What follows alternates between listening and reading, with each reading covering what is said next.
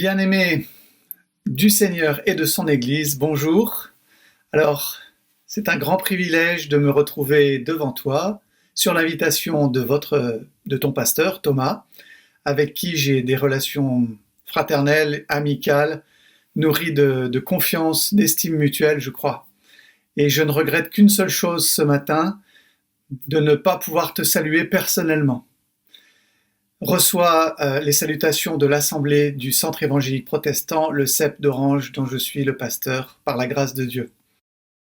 Mais de même que l'Esprit n'est pas réservé à une seule dénomination d'Église, il n'est pas confiné ce matin. Amen.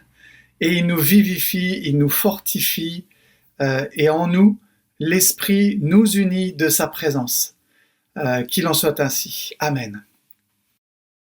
Alors, quel est le point commun entre ces situations?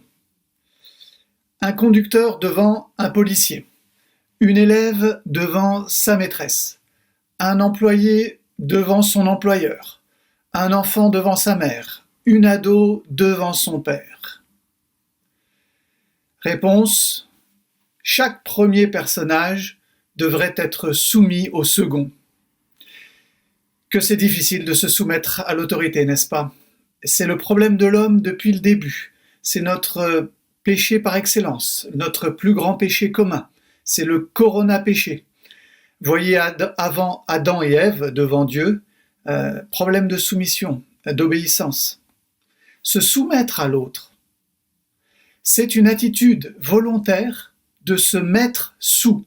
Soumettre, se mettre sous. Se mettre volontairement sous l'obligation, sous l'interdiction, pour être finalement sous la protection, sous la conduite d'un autre, selon les cas. Et comme Adam et Ève ont voulu s'affranchir de la soumission à Dieu, ainsi leurs descendants, petits et grands, ont toutes les peines du monde à se soumettre à l'autorité.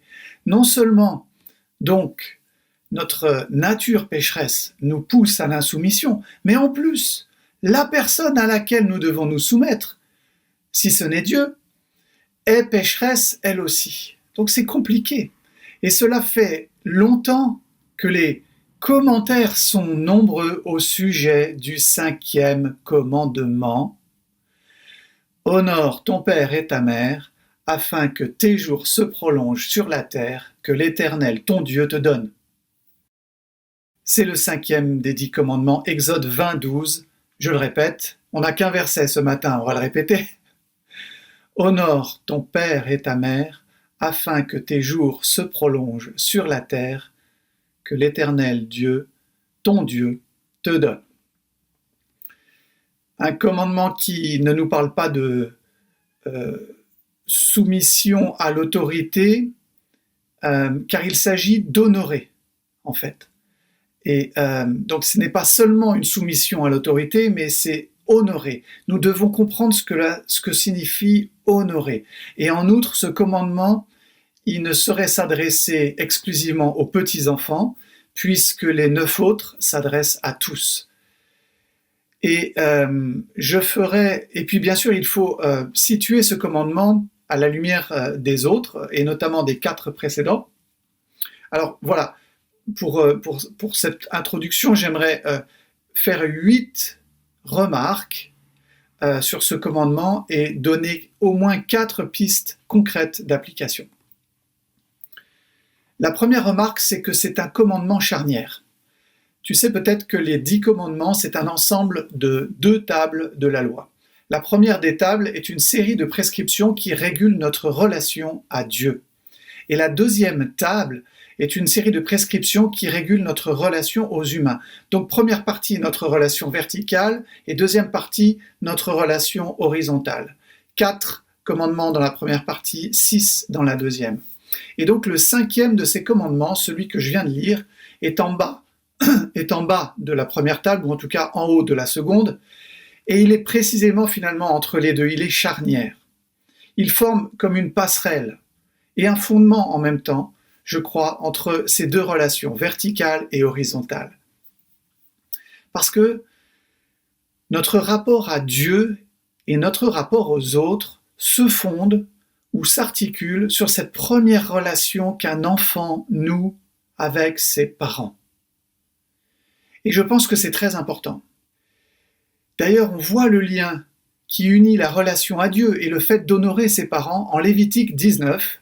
Lévitique 19, verset 2, nous lisons « Vous serez saints, car je suis saint, moi, l'Éternel votre Dieu. Chacun de vous respectera sa mère et son père et observera mes sabbats. Je suis l'Éternel votre Dieu. Vous ne vous tournerez pas vers les idoles et vous ne ferez pas des dieux de métal. » Vous voyez, il y a comme un lien en quelque sorte entre ce rapport aux parents et ce rapport à Dieu. Et puis c'est évident qu'on apprend beaucoup des relations humaines. On apprend beaucoup de l'homme en général et de nous-mêmes en particulier. Dans la manière dont on observe nos parents se comporter, nous apprenons beaucoup de choses. Dans la manière dont nous interagissons avec eux, et donc cette relation aux parents est vraiment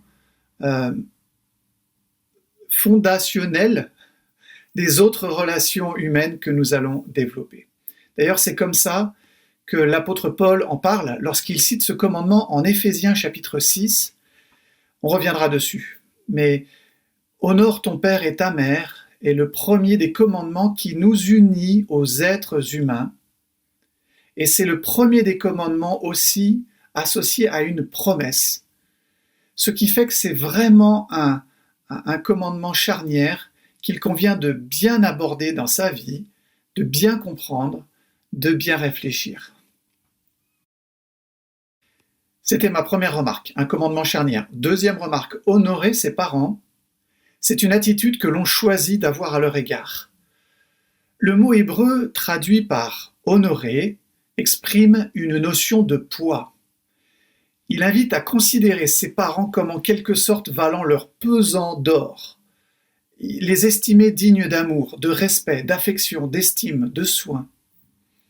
Écoutez, c'est un peu à l'image d'un général qui serait alourdi de la gloire de ses médailles, manifestement des médailles qui témoigneraient de son courage, de son engagement, de risques pris, succès militaire. Et ceux qui l'admirent admirent un homme qui a cette réputation de réussite, en tout cas dans ce monde-là. Eh bien, il en va de même de notre regard sur nos parents. On doit les considérer comme ayant du poids. Ils ont comme des médailles.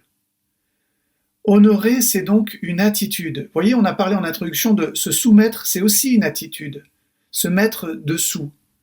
Honorer, c'est une attitude, une bonne attitude, c'est de la bonne foi aussi, sans laquelle il n'y a aucune bonne relation.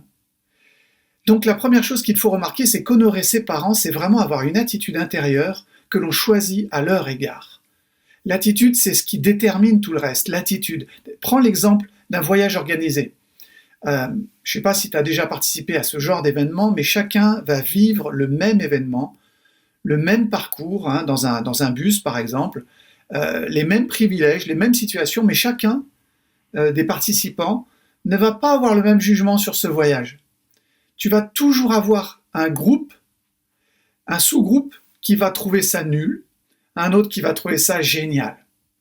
Et pourtant, donc, la même expérience va être vécue différemment, et souvent c'est une question d'attitude préalable. Notre chemin avec nos parents, il va réussir ou pas réussir en fonction aussi de l'attitude qu'on va avoir. Il y a d'autres facteurs, bien sûr, mais notre attitude va être quand même une bonne clé. Et en ça, je veux souligner que si c'est un commandement, alors la manière dont on vit ce commandement, dont on appréhende ce commandement, relève quand même beaucoup de notre volonté. Et notre volonté doit se nourrir de l'amour de Dieu, de la confiance que nous lui faisons, pour que nous fassions ce que Dieu veut. Jean l'a écrit très subtilement comme ceci en un verset. Aimer Dieu, c'est accomplir ses commandements. Ceux-ci d'ailleurs ne sont pas pénibles. Première épître de Jean, chapitre 5, verset 3. Aimer Dieu, c'est accomplir ses commandements. Ceux-ci d'ailleurs ne sont pas pénibles. certes, il y a beaucoup de commandements qui nous sont difficiles à vivre dans l'Écriture. Heureusement que nous ne sommes pas sauvés sur la base de l'obéissance à ces commandements. Mais voilà, c'est difficile à vivre et ils vont à l'encontre, ces commandements, de nos sentiments naturels, de nos émotions qui nous submergent parfois, nos sensations qui sont là aussi perverties par le péché, de nos perceptions qui ne sont pas toujours justes. Et on ne nous demande pas de ressentir forcément la joie de l'obéissance. La joie de l'obéissance, c'est souvent un fruit du choix d'obéir, et un choix qui parfois peut être coûteux. Et donc, tu choisis d'obéir, d'honorer tes parents, et je vais y venir dans un instant sur ce que cela veut dire concrètement. Mais c'est un choix de ta volonté. À un moment donné, il faut choisir, délibérément. Un adolescent peut avoir, par exemple, des sentiments très passionnés, disons-le comme ça, à l'encontre de ses parents, ou des sentiments d'insolence, des désirs d'insolence. Peut-être est-il motivé par son environnement, peut-être est-il motivé par ses propres colères intérieures, mais il doit faire ce choix d'une attitude qui honore ses parents. Voilà, honorer ses parents, c'est une question d'attitude, de choix à leur égard. Honorer ses parents, troisième remarque, pour un enfant, pour un jeune enfant, c'est une obéissance. Quand on est enfant, honorer, ça veut dire obéir. Et d'ailleurs, c'est ainsi que l'apôtre Paul reprend ce commandement en Éphésiens 6. « Enfants, obéissez à vos parents selon le Seigneur, car cela est juste. Honore ton père et ta mère. C'est le premier commandement accompagné d'une promesse, afin que tu sois heureux et que tu vives longtemps sur la terre. » Et c'est sûr que les parents ont leur rôle, et je reviendrai là-dessus avec le verset 4, « Père, n'irritez pas vos enfants. » Mais si tu es un enfant, c'est-à-dire au temps de la dépendance, tu as un devoir d'obéissance. C'est très difficile l'obéissance, et crois-moi, tes parents ont du mal aussi à obéir aux autorités, à leur patron, à leur pasteur, très difficile. Parce qu'on est des gens fondamentalement indépendants, rebelles. On n'aime pas les cadres la plupart du temps. Mais par l'obéissance, on apprend aussi la sagesse. Je développe cette notion d'obéissance en 3 points. Je ne peux pas présupposer que j'ai toutes les cartes en main pour prendre les bonnes décisions dans la vie.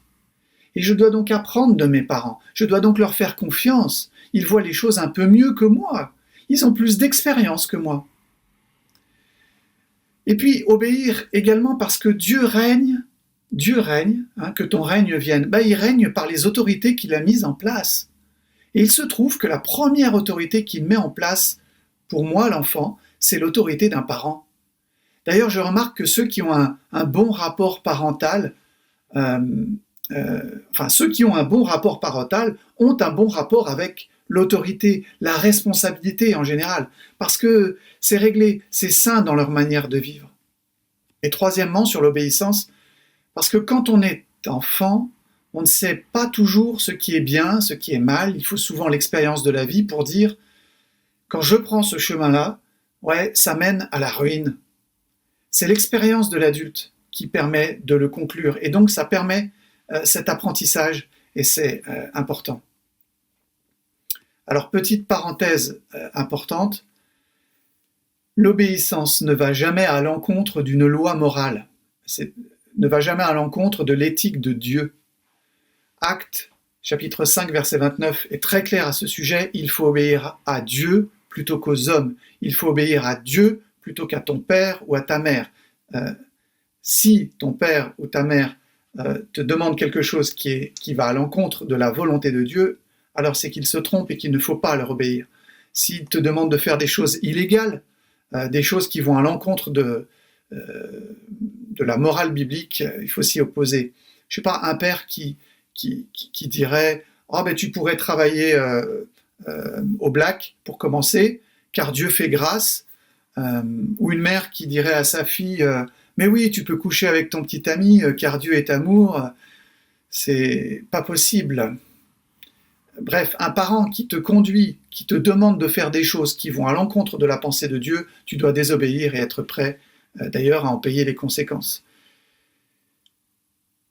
Alors voilà, quand on est un enfant, honorer ses parents, c'est leur obéir, et quand on est un adulte, honorer ses parents, c'est une manière d'écouter et de parler.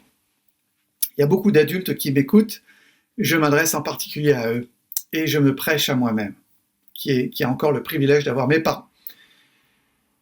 C'est vrai, on est toujours enfant de nos parents, nous autres les adultes. Il n'y a plus, me semble-t-il, d'obéissance associée à ce commandement. Par contre, l'attitude va demeurer. Tu sais, celle dont j'ai parlé au deuxième point. Honorer, c'est une attitude qu'on choisit, qu'on cultive, et j'espère que cette attitude que tu as choisie, j'espère quand tu étais enfant, va devenir une pratique, qui va devenir une qualité, une vertu, et si tu as grandi depuis, finalement tu vas avoir du bonheur à consulter tes parents, réfléchir avec tes parents, passer du temps avec eux, les honorer dans la manière dont tu leur parles et dont tu parles d'eux lorsqu'ils sont absents. Voyons le livre des Proverbes, on va le citer souvent. Proverbe 1, verset 8, qu'on est au tout début du livre. « Écoute, mon fils, l'instruction de ton père, et ne rejette pas l'enseignement de ta mère. » Proverbe 6, verset 20. « Mon fils, garde le commandement de ton père, ne rejette pas l'enseignement de ta mère. » Et ce qui est intéressant, c'est que toutes les thématiques que nous trouvons dans le livre des Proverbes sont des thématiques d'adultes. La gestion d'argent, les fréquentations, le travail, la tentation sexuelle ne sont pas vraiment des thèmes d'enfants, de préadolescents. Ce sont des thèmes qui concernent un adulte. Et on se rend compte que même si un adulte ne doit pas obéir à ses parents, un adulte doit respecter, honorer, écouter, parler avec ses parents d'adulte à adulte et les prendre en compte. Les prendre en compte. Et je rappelle que prendre en compte un avis, prendre en compte un conseil, bref, prendre en compte un parent, cela ne veut pas dire que je vais le suivre, ce conseil, cet avis, mais simplement que je l'ai écouté, que je l'ai évalué, et en tant qu'adulte, je me décide. Et cela nous conduit à la 5e remarque, qui est en fait dans le prolongement de celle-ci. Quand on est un adulte, honorer ses parents, c'est prendre en compte, c'est pas une obéissance, c'est une manière d'écouter et de parler. Honorer ses parents, c'est une attitude à ajuster selon la maturité aussi des jeunes, la maturité. Parce que l'obéissance cesse, on l'a dit, avec le passage à la vie indépendante, on le voit de façon très très claire avec le mariage en particulier, où il est dit que l'homme quittera son père et sa mère et s'attachera à sa femme et ils deviendront une seule chair. Et là, je dois souligner qu'il n'y a rien de plus dangereux qu'un homme ou une femme mariée qui demeure finalement attaché à son père, sa mère, sous la forme d'une emprise émotionnelle, directive, de ses parents. C'est-à-dire que l'idée d'une jeune fille ou un jeune garçon qui est toujours dans les jupes de sa mère, qui toujours prend conseil auprès de son père et non auprès de son conjoint d'abord, c'est très toxique pour la relation. Et ce n'est vraiment pas quelque chose qui est à recommander. C'est souvent source de faillite du couple, et il est important, quand on se marie, de réaliser qu'il y a une coupure de l'autorité. Une coupure de l'autorité. Mais cette coupure de l'autorité n'est pas une coupure de la relation, par contre. Elle n'est pas une coupure non plus de l'honneur qui est dû.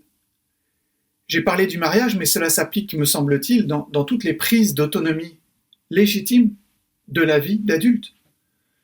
Lorsqu'une personne vient à assumer sa vie par son travail, par ses choix d'adulte, il n'est plus sous la même relation d'obéissance que celle d'un enfant. Alors tout cela ne devrait pas se faire brutalement, me semble-t-il, instantanément à un moment M, alors voilà, maintenant que je suis marié ou maintenant je deviens adulte, c'est terminé. Bon, je pense que de la part des parents, à partir déjà de l'adolescence, il doit y avoir cette réflexion que l'enfant va devenir adulte, devient adulte, et qu'il doit prendre un certain nombre de décisions par lui-même, pour lui-même, et finalement l'accompagner. J'aime bien ce mot d'accompagner.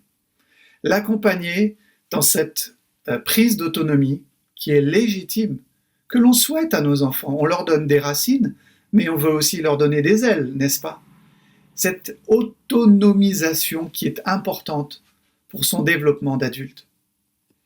Écoutez, je ne sais pas quel était l'âge du fils prodigue, et c'est vrai que cette parabole de Luc 15 n'est pas là pour illustrer le 5e commandement, mais le père a laissé partir son fils, qui pourtant était dépendant de son père. Il a eu besoin de son héritage pour partir.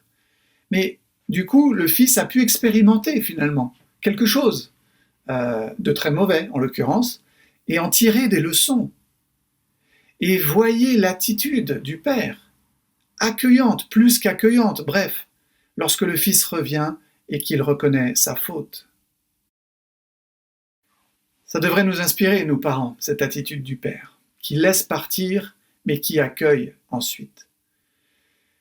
6e remarque, honorer ses parents, c'est une attitude à ajuster aussi selon la respectabilité des parents.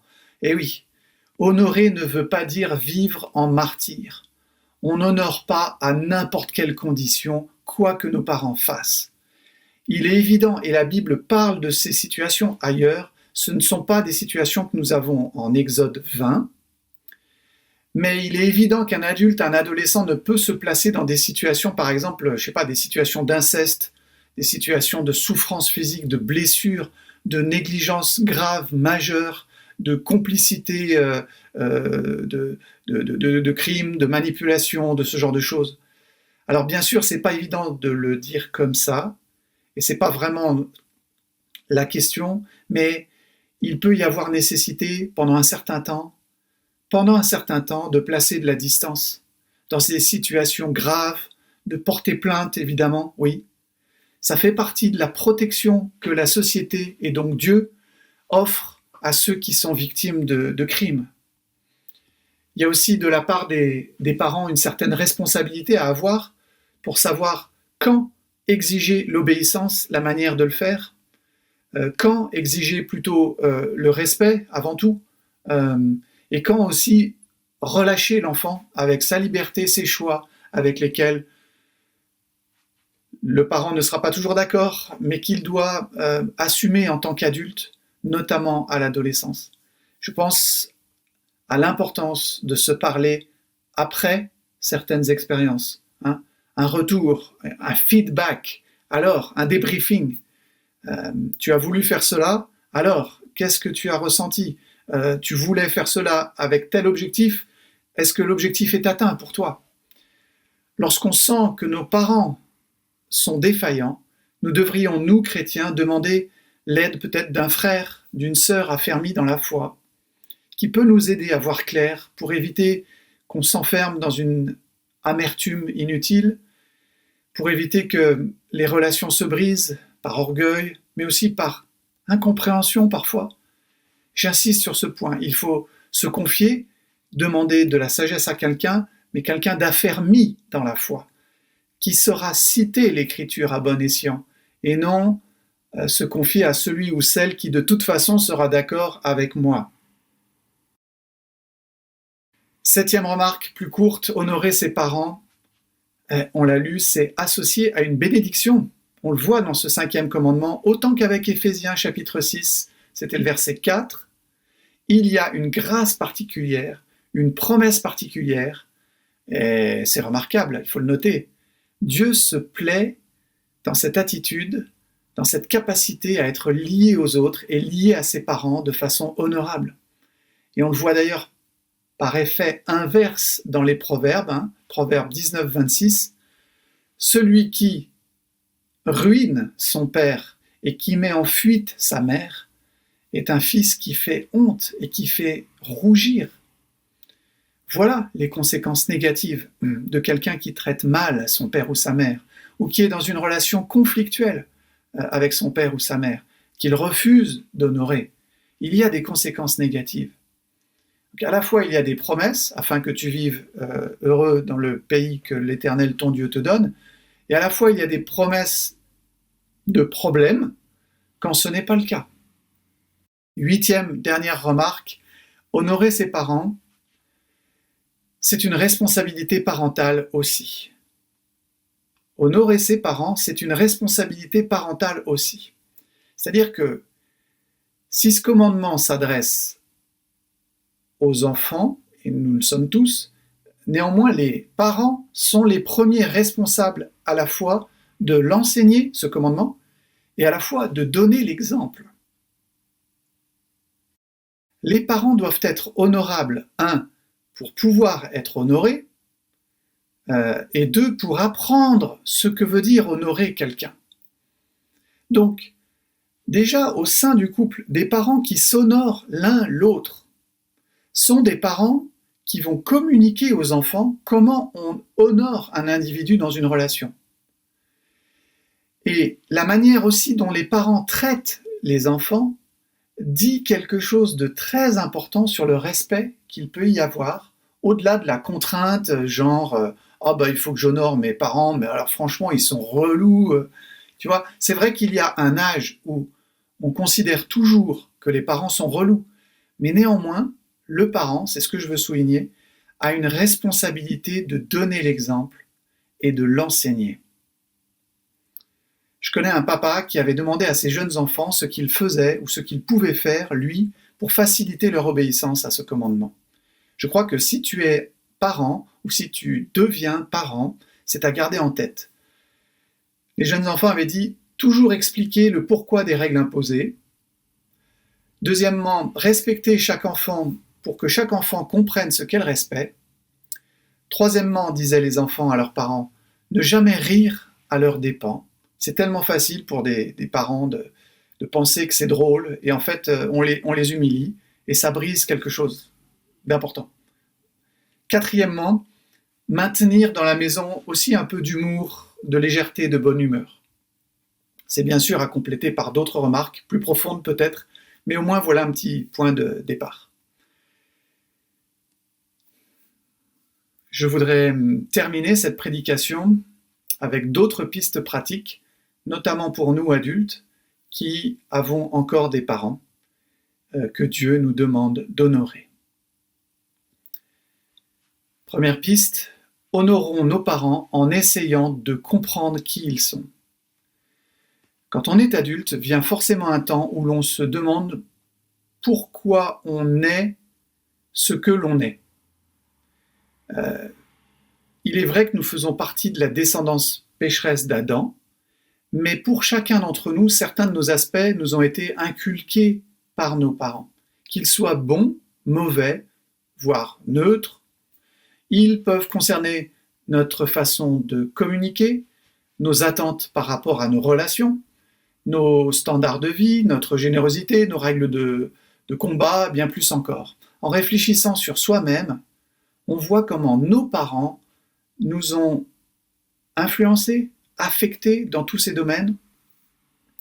Mais réfléchissons-nous à la manière dont leurs propres parents les ont affectés. Je parle donc de nos grands-parents là.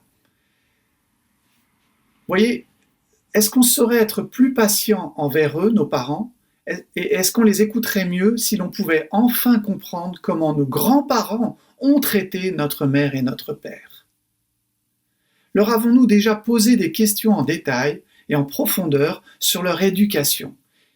Je connais beaucoup de parents qui ont des relations brisées avec leurs enfants adultes et qui souhaitent que ces derniers les écoutent et leur montrent qu'ils se soucient d'eux.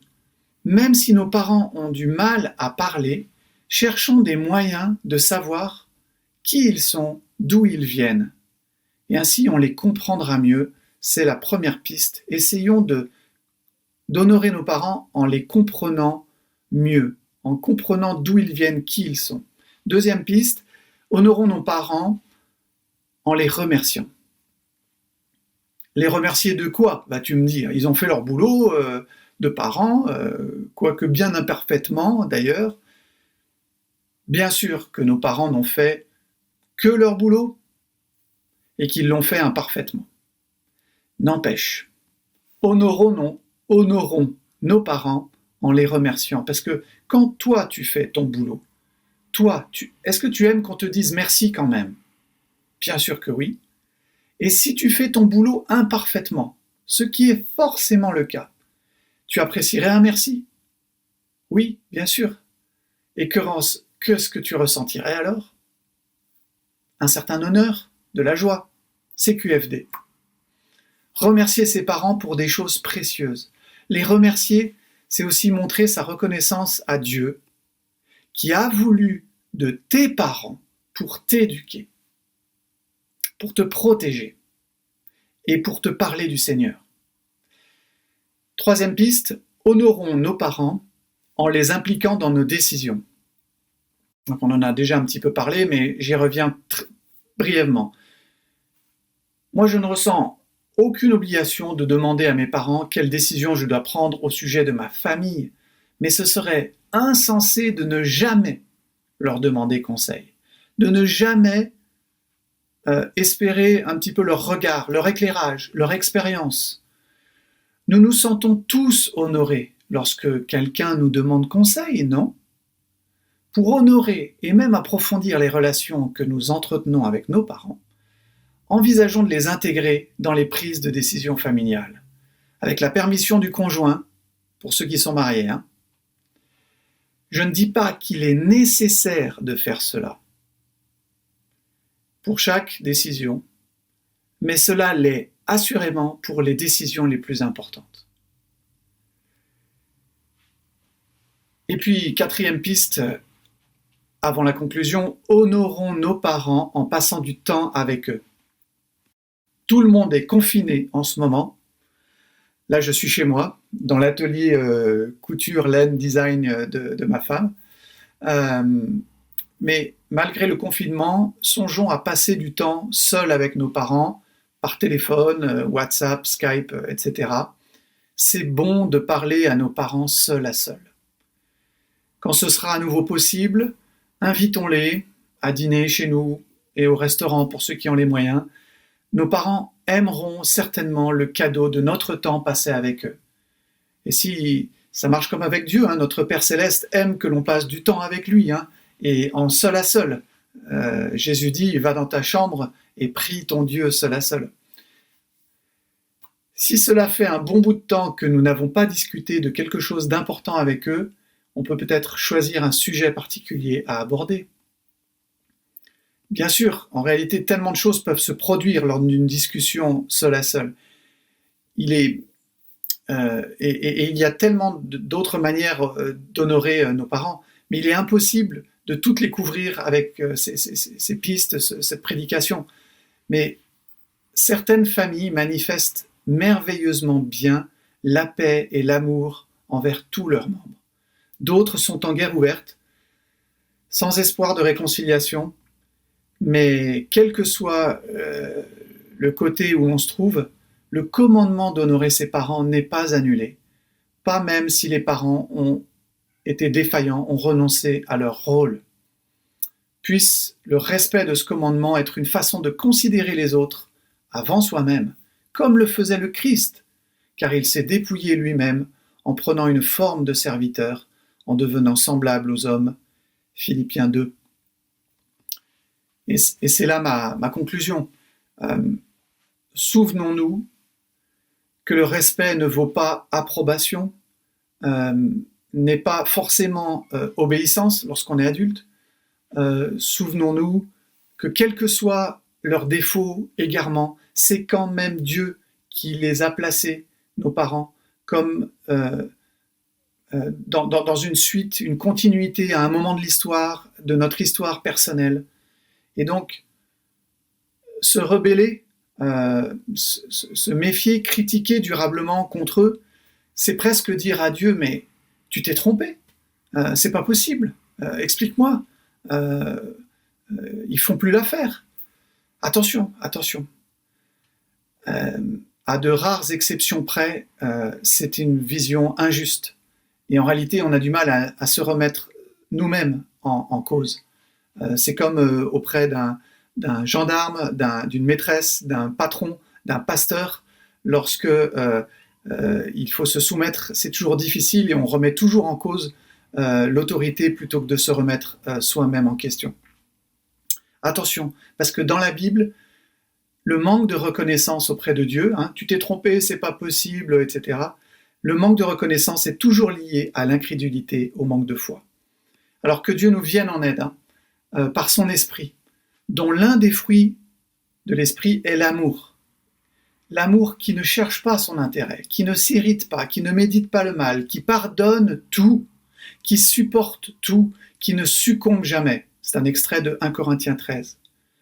Regardons à Jésus, la parole de Dieu qui s'est incarnée pendant quelques décennies. Lui, il a honoré son père et sa mère terrestres, Joseph et Marie, qui étaient en charge de sa subsistance, de son éducation. Relisez Luc 2. Il a vraiment accompli la loi qui commandait d'honorer son père et sa mère. Exode 20-12, là. Et cela n'a pas signifié toujours être parfaitement aligné. À 12 ans, préadolescent, tu te souviens, il reste à Jérusalem pour discuter au temple.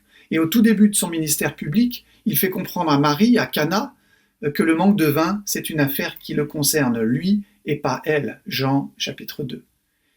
Donc ultimement, Jésus, le Fils éternel, qui nous donne un exemple parfait d'honneur accordé au Père parfait, se soumettant entièrement à la volonté parfaite de son Père céleste, doit nous inspirer. Nos parents ne sont pas parfaits, c'est vrai, mais que l'exemple du Père parfait, du Fils parfait, qui a mis en nous son esprit parfait, eh bien nous inspire et nous vienne en aide pour que nous sachions, nous aussi, ici-bas, honorer notre Père, notre Mère, afin que nos jours se prolongent sur la terre, que l'Éternel, notre Dieu, nous donne. Amen. Merci Seigneur pour ce message. Merci au pasteur Fred Bellon de l'avoir partagé avec nous.